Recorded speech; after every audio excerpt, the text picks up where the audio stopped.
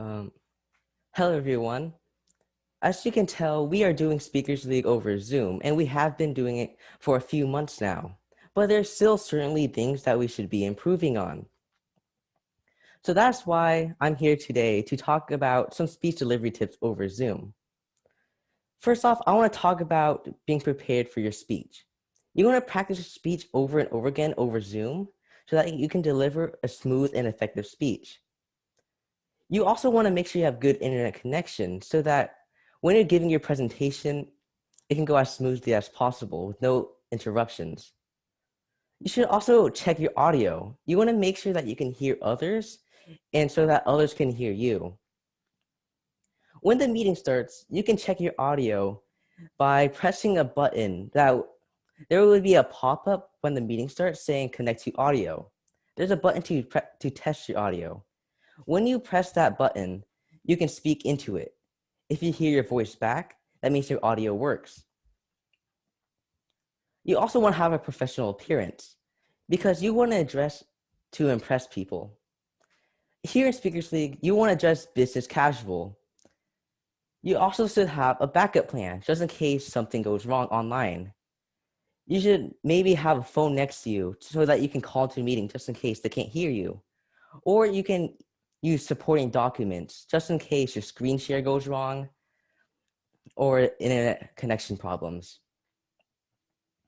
Now, let's talk about your environment. You don't want to have anything, you don't want to be in an area with a lot of distractions, such as your kitchen or your living room. These places are open areas and may have a lot of people passing by. This is why you should find a quiet room, maybe your bedroom or your office. You want, wait, so you want to have a good background. You don't want to have anything in the back that may be controversial, inappropriate, or distracting to you or your audience. If you're in an office, you can use a backdrop. A backdrop is basically just a screen with a basic color.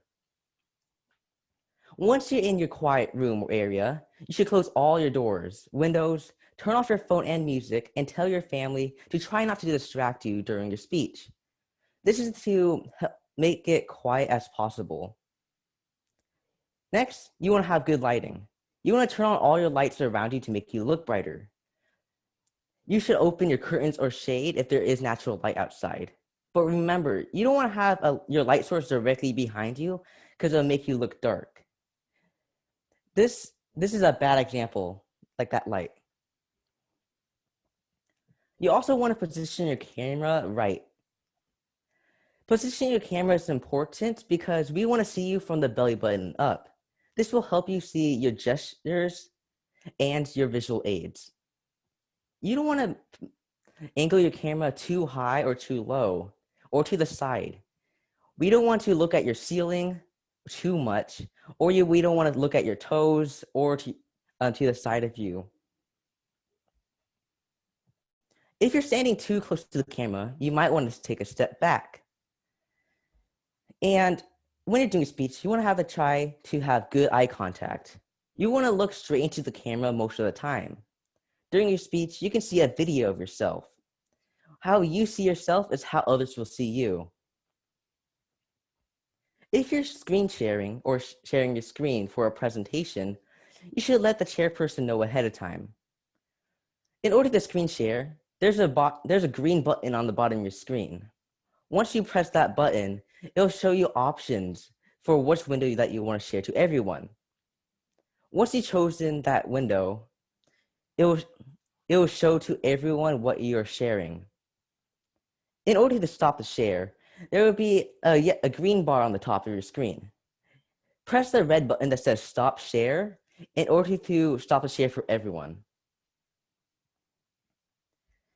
If you're not screen sharing, like me, you should press gallery view. This will help you see your audience and the timekeeper. It will help you see all the signals and your audience's reaction. Speaking of timing, you want to try to pay attention to the timekeeper as much as possible. If you find this hard to do, you can try to time yourself. Maybe you can use your phone or any stopwatch around. If you don't have anything of that, you can just make a guess of how long your speech is going. Next, you want to have good body language. Even during a visual presentation, everyone can tell if you're nervous or confident.